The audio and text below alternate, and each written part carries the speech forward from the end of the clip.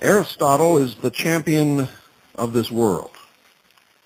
This is a continuation in our discussion of the philosophy that's bringing about this collectivism, socialism, communism, one world, socialistic government, all the lies that are flying across the country.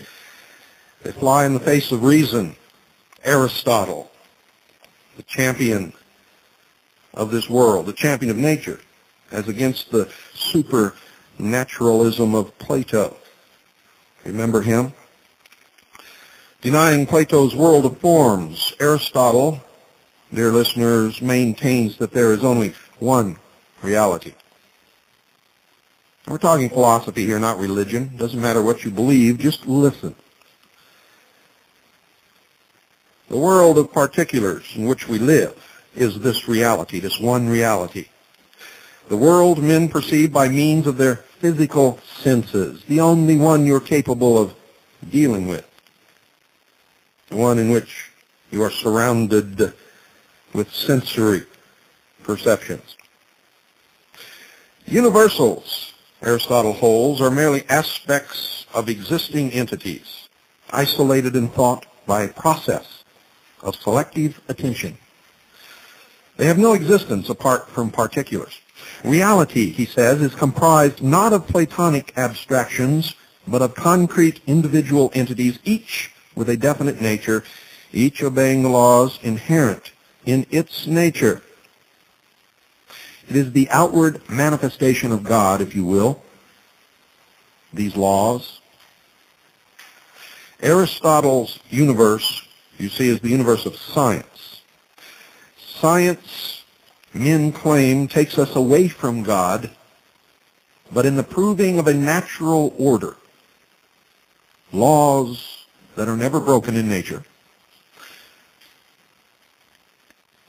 the existence of God is confirmed.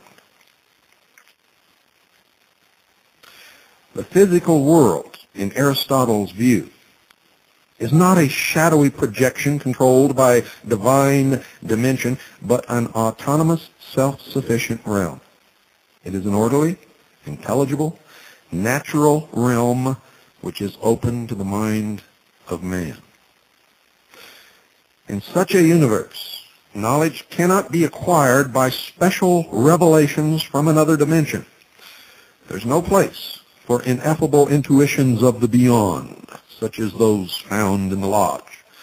Repudiating the mystical elements in Plato's epistemology, Aristotle, you see, is the father of logic and the champion of reason as man's only means of knowledge. When you leave the realm of reason, you have entered the world of religion and belief, based upon faith, those things which can never be proven. And there lies the contention developed amongst men between these conflicting belief structures of a world which man cannot see, nor touch, nor smell, nor hear, nor communicate with, and until man dies, never knows the reality of such a place. Aristotle holds that knowledge must be based on and derived from the data of sense experience. It must be formulated in terms of objectively defined concepts. It must be validated by a process of logic. For Plato, the good life is essentially one of renunciation and selflessness. Man should flee from the pleasures of this world in the name of fidelity to a higher dimension, just as he should negate his own individuality in the name of union with the collective. But for Aristotle, the good life is one of personal self-fulfillment. Man should enjoy the values of this world, using his mind to the fullest. Each man should work to achieve his own happiness here on earth, and in the process, he should be conscious of his own value. Pride, writes Aristotle, a rational pride in oneself and in one's moral character is, when it is earned, and understand that, when it is earned, the crown of the virtues. A proud man does not negate his own identity. He doesn't sink selflessly into the community. He is not a promising subject for the Platonic state, and that's why Americans will never make good communists. They will never make good little slaves in a socialist world. Although Aristotle's writings include a polemic against the more extreme features of Plato's collectivism, Aristotle himself is not a consistent advocate of political individualism. You see, his own politics is a mixture of statist and anti-statist elements. But the primary significance of Aristotle, or of any philosopher, ladies and gentlemen, does not lie in his politics. It lies in the fundamentals of his system, his metaphysics, and epistemology. It has been said that in his basic attitude toward life, every man is either Platonic or Aristotelian. The same may be said of periods of Western history. The medieval period, under the sway of such philosophers as Plotinus and Augustine, was an era dominated by Platonism. And during much of this period, Aristotle's philosophy was almost unknown in the West. But owing largely to the influence of Thomas Aquinas, Aristotle was rediscovered in the 13th century. The Renaissance, ladies and gentlemen, represented a rebirth of the Aristotelian spirit.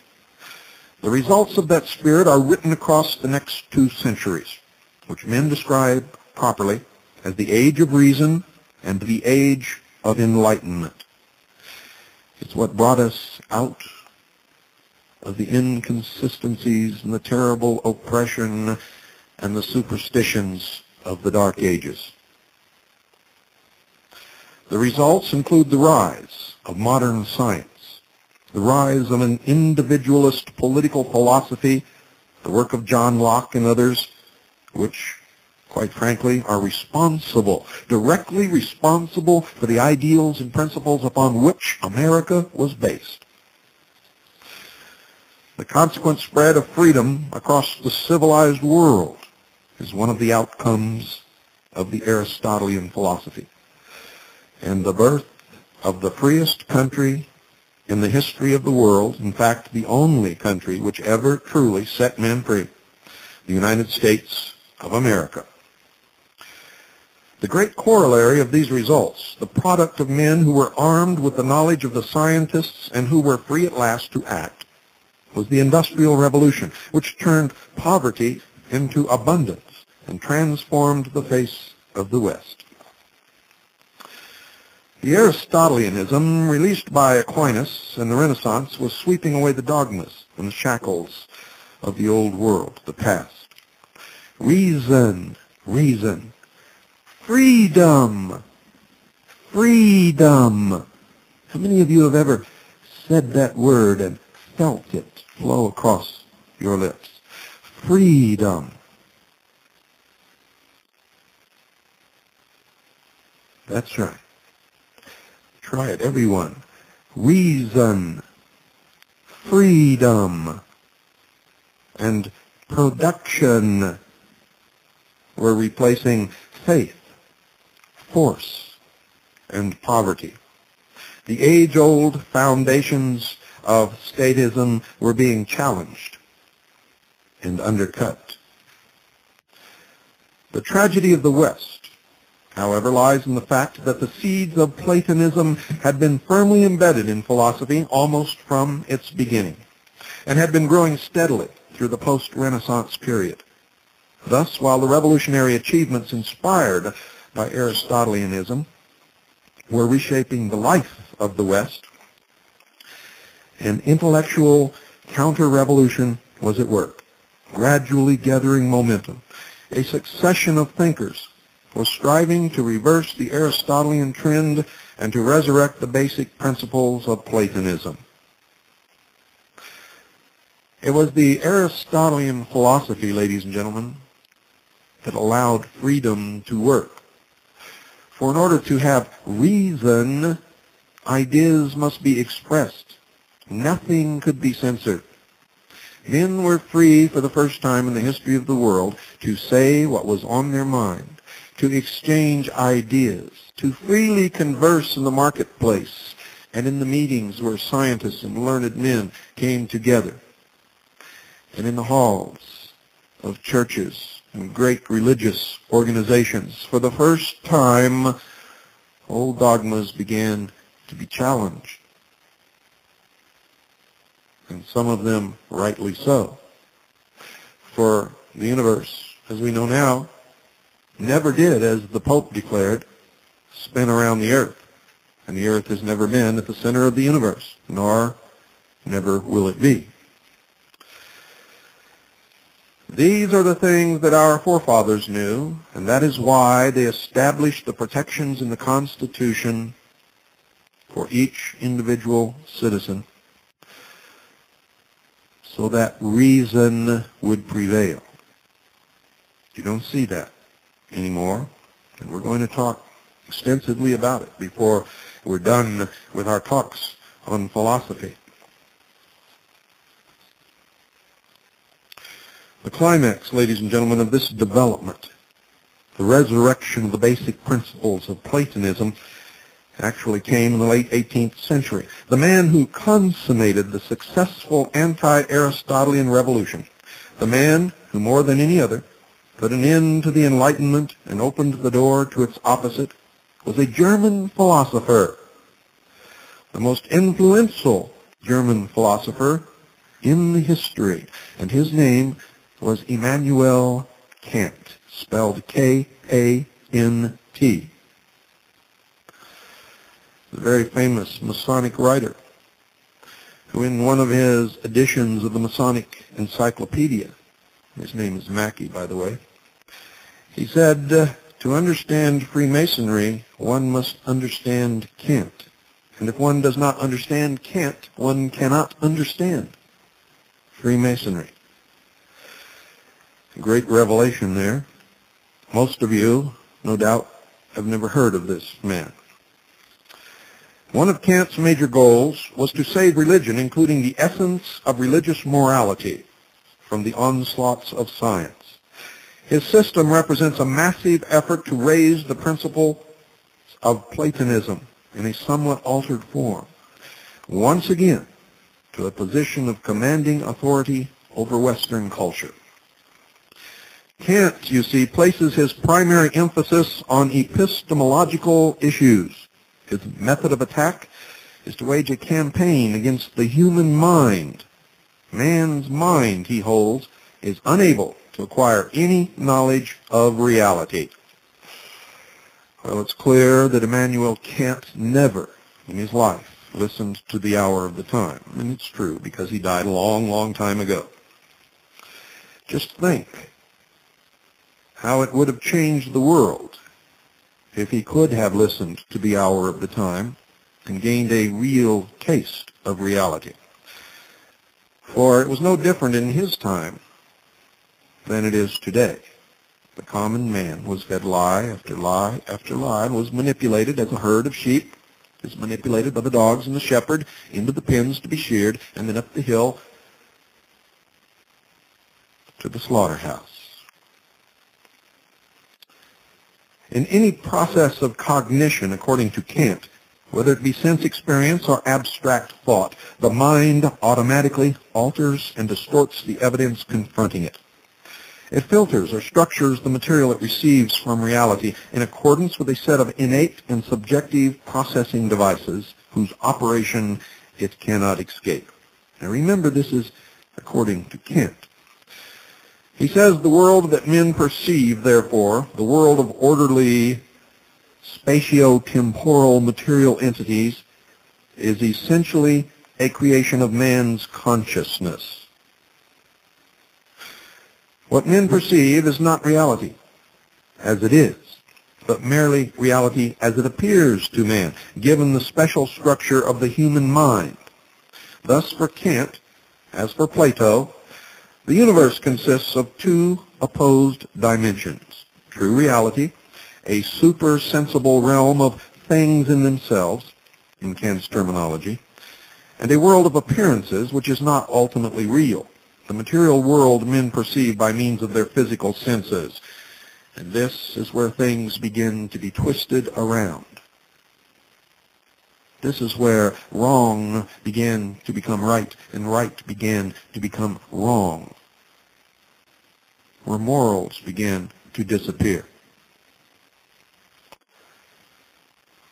Plato was more than a Platonist despite his mysticism, for he was a member of the mysteries. In fact, he describes his initiation in his writings. He was also a pagan Greek, and as such he exhibited a certain authentic respect for reason, a respect which was implicit in Greek philosophy, no matter how explicitly irrational it became. But the Kantian mysticism, however, suffers from no such pagan restraints. Kant threw reason out the window. His mysticism flows forth triumphantly, sweeping the prostrate human mind before it. Since man can never escape the distorting agents inherent in the structure of his consciousness, says Kant, quote, things in themselves, end quote, are in principle unknowable. Reason is impotent to discover anything about reality. If it tries, it can only bog down in impenetrable contradictions.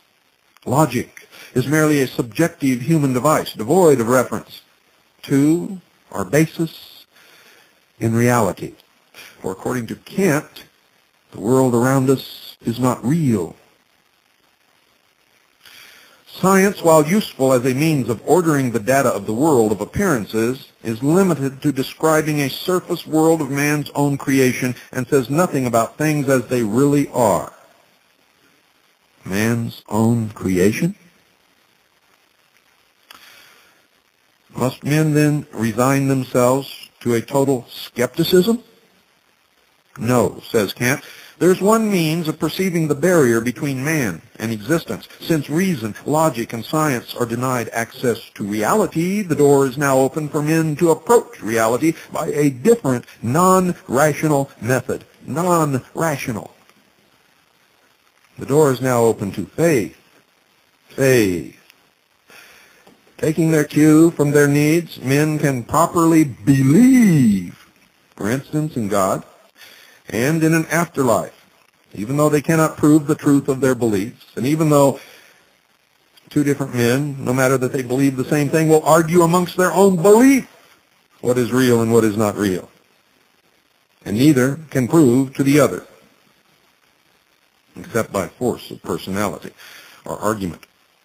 And no matter how powerful the rational argument against their faith, that argument can always be dismissed out of hand. For one need merely remind its advocate that rational knowledge and rational concepts are applicable only to the world of appearances, not to reality. Upside down, backwards.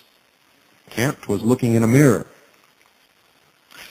In a word, reason having been silenced, the way is cleared once more for an orgy of mystic fantasy. And that is what you see around you in the world today. For Kant swayed the minds of many. The name of this orgy, the philosophic term for the 19th century intellectuals' revolt against reason and the Enlightenment, is, ladies and gentlemen, Romanticism.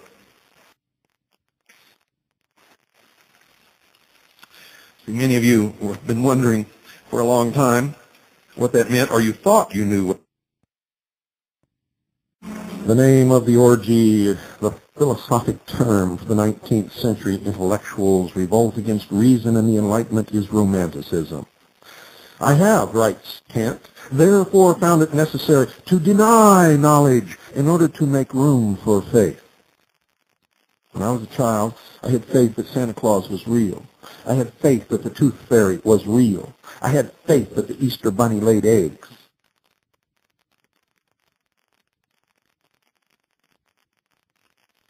Kant also found it necessary to deny happiness.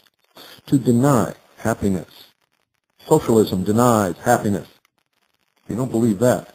Take a trip to Eastern Europe, or to what used to be the old Soviet Union, or to Russia, and talk to those people about what it was like to live under total socialism in the form of communism.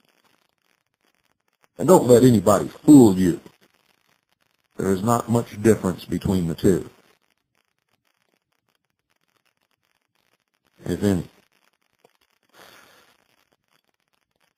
Deny happiness. Kant found it necessary to deny happiness in order to make room for duty. Duty.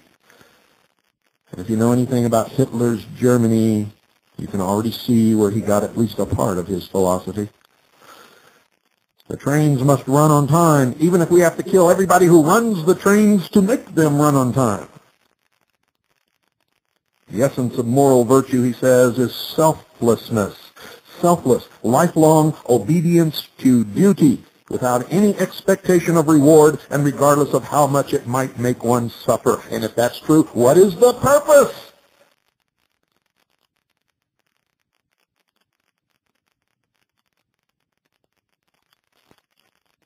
Kant's attack on reason, this world and man's happiness, was the decisive turning point. As the main line of modern philosophy rapidly absorbed his basic tenets, the last elements of the Aristotelian approach were abandoned, particularly in Germany.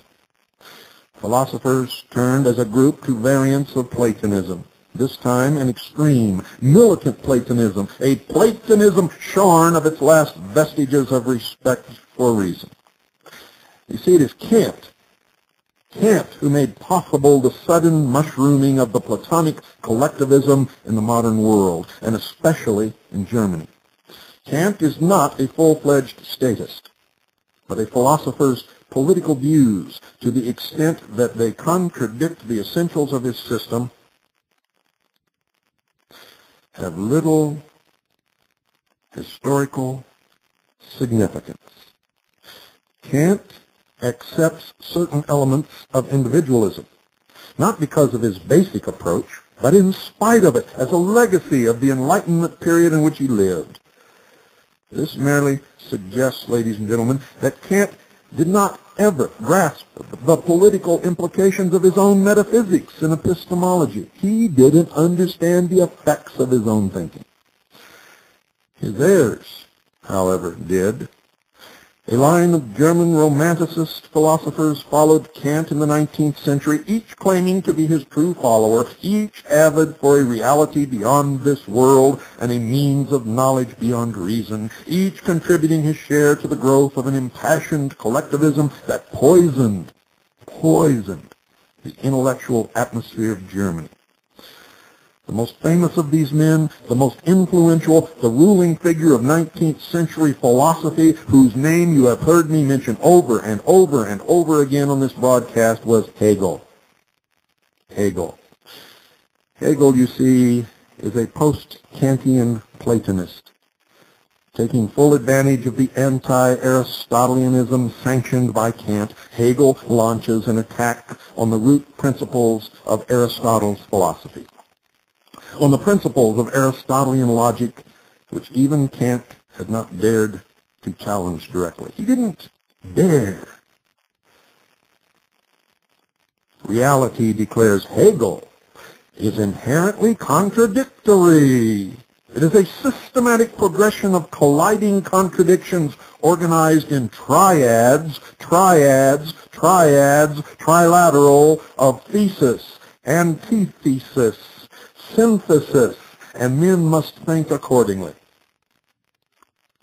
Thesis, antithesis, synthesis.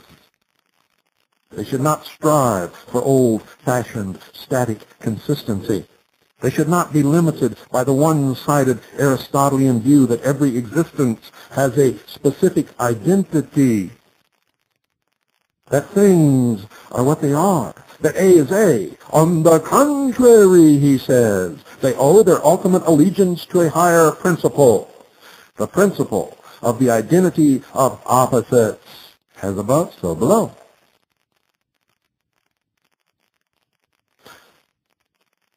The principle that things are not what they are, that A is non-A. It was the mysticism that brought about the German SS, the new religion of Germany, dedication to duty, and the Volk. All a deception to bring the mass under control and to make the trains run on time. Hegel describes the above as a new conception of reason and as a new dialectic logic. On its basis, he proceeds to erect his own version of Platonism. Like Plato and Kant, he is an idealist in metaphysics. True reality, he holds, is a non-material dimension, beyond time and space and human sense perception. And if that is true, how in the hell did he find it?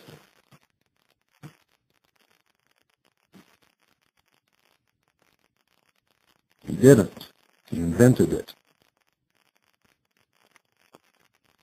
In Hegel's version, reality is a dynamic, cosmic mind or thought process which in various contexts is referred to as the absolute, the spirit, the world, reason, God, etc. According to Hegel, it is in the essential nature of this entity to undergo a constant process of evolution or development, unfolding itself in various stages. Pantheism. Pantheism. In one of these stages, the absolute externalizes itself, assuming the form of a material world. And if you read Blavatsky, she writes and talks about the externalization of the hierarchy. Continuing its career, it takes on the appearance of a multiplicity of human beings, each seemingly distinct from the others, each seemingly an autonomous individual with his own personal thoughts and desires. But according to Hegel, the appearance of such separate individuals represents, however, to Hegel, merely a comparatively low stage in the Absolute's career. It is not the final truth about reality. It does not represent the culmination of the Absolute's development. At that stage, in effect, at the apex or climax of reality, it turns out, in Hegel's view, that distinctions of any kind, including the distinctions between mind and matter and between one man and another, are unreal. Opposites are identical. A is non-A. It turns out that everything is one, and that the things of this world, which appear to us to be individual, self-contained entities, each real in its own right, you sitting there on that couch or in that chair or on that floor, are merely so many partial aspects of one all-inclusive, all-consuming whole, the Absolute, which alone has full reality.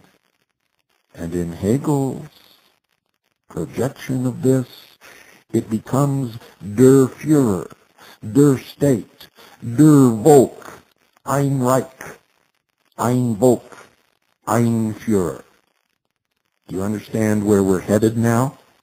Do you understand what this philosophy brings into being?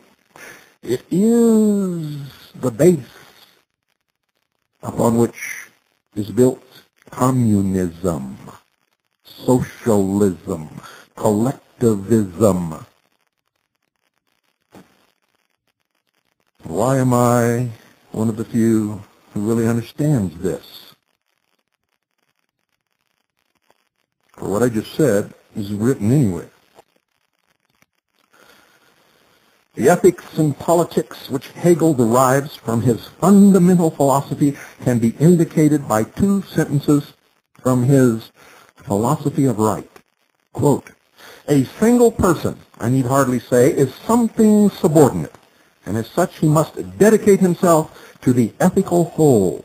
Hence, if the state claims life, the individual must surrender it." End quote. Hegel's collectivism and state worship are more explicit than anything to be found in Plato's writings. Since everything is ultimately one, the group, he holds, has primacy over the individual. If each man learns to suppress his identity and coalesce with his fellows, The resulting collective entity, the state, will be a truer reflection of reality, a higher manifestation of the absolute. The state, in Hegel's view, is not an association of autonomous individuals. It is itself an individual, a mystic person that swallows up the citizen and transcends them, an independent, self-sustaining organism made of human beings, with a will and purpose of its own. All the worth which the human being possesses, writes Hegel, all spiritual reality he possesses only through the state. So what is, and what lives, and what breathes on an individual reality, what thinks, what has, what is, becomes non-existent in the light of the formation of these individuals into what is collectively called the state, a non-entity brought about by these individuals, which by its very formation makes them non-existent. For the promotion and the furtherance of this non-existent entity which they brought about for their own mutual benefit and protection now supersedes their reality, and they are subject to its every whim. Their task, duty to the state. Ein Reich, ein Volk, ein Führer. The state organism is no more secular entity as a manifestation of the absolute. It is a creature of God, Hegel says, and thus demands not merely obedience from its citizens, but reverential worship. And remember, this is not just Hegel. It began with Plato. It was expounded upon by Kant, and it was brought to its present form by Hegel. Reverential worship.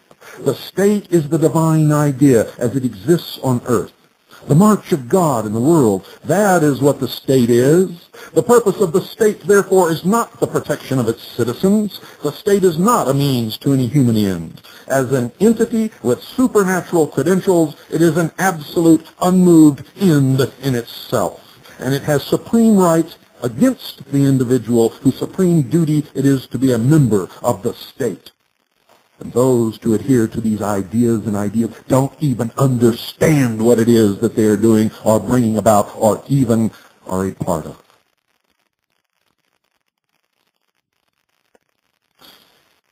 These are the kinds of political ideas which Hegel, more than any other man, injected into the mind of early 19th century Germany, perpetuated in a variety of forms.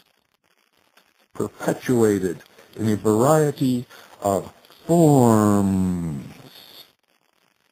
by a long chain of secondary figures and a derivative influences. These ideas gradually became commonplace in Germany and in other countries, including Italy, and are at the present time in full bloom behind the symbol of the rose in the United States of America. The aspiring dictators of the 20th century and their intellectual defenders moved with alacrity to embrace such commonplaces and to cash in on them. Both the fascists and the Nazis were in the forefront of this trend. In the fascist literature, the influence of Hegel is generally acknowledged.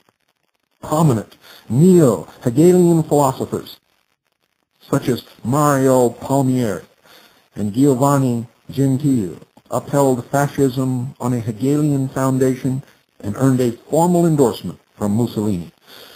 The world seen through fascism, writes Mussolini, is not this material world which appears on the surface, in which man is an individual separated from all others and standing by himself. The man of fascism is an individual who is nation and fatherland, which is a moral law binding together individuals and the generations into a tradition and a mission, suppressing the instinct for a life enclosed within the brief round of pleasure in order to restore within duty a higher life, free from the limits of time and space, end quote. total bullshit.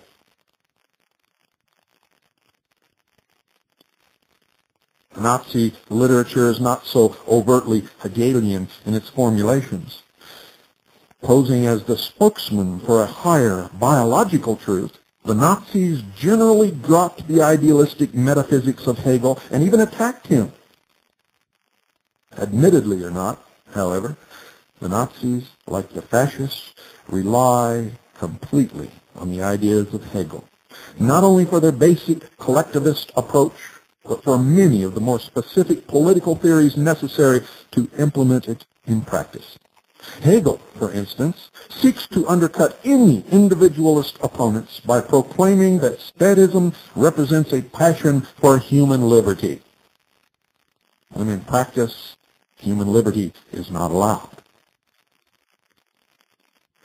A man is free, Hegel explains, when he acts as he himself wills to act, but since the state is the true self of the individual, what a man really wills, even though he may not know it, is what the state wills. Liberty, therefore, is obedience to the orders of the government. Such obedience guarantees true freedom for the real self, even if the illusory self is being sent to Auschwitz. The masses of men, notes Hegel, do not understand this viewpoint. The people, therefore, do not know what it wills. To know what one wills, and still more to know what the absolute will, reason, wills, is the fruit of profound apprehension and insight, precisely the things which are not popular. Hence, Hegel, like Plato, is opposed to the theory of popularly elected representative government. Instead, he calls for an authoritarian state resembling a Prussian monarchy, and the monarch's decrees, we are told, embody the true will of the people.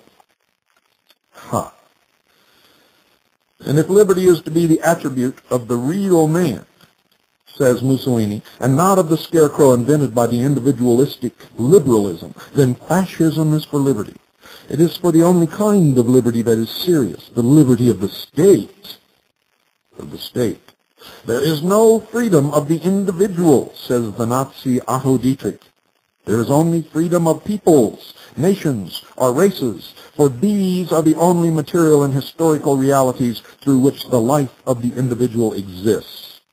The Führerreich of the people, says Huber, is founded on the recognition that the true will of the people cannot be disclosed through parliamentary votes and plebiscites, but that the will of the people in its pure and uncorrupted form can only be expressed through der Führer. Ein Reich, ein Volk, ein Führer. And that is really what racism is all about. It is totally opposed to the American ideal of the rights of the individual and the protection of those rights through a written constitutional contract between the government and the states, and another written contract between the states and the people to protect the individuality and the right of every single citizen to be an individual and worship at the altar of his or her choice, and to do or say or speak or feel anything that he or she wishes, as long as they do not infringe upon the rights of others or hurt the person or property of any other citizen. Good night. God bless you all. And God save this republic.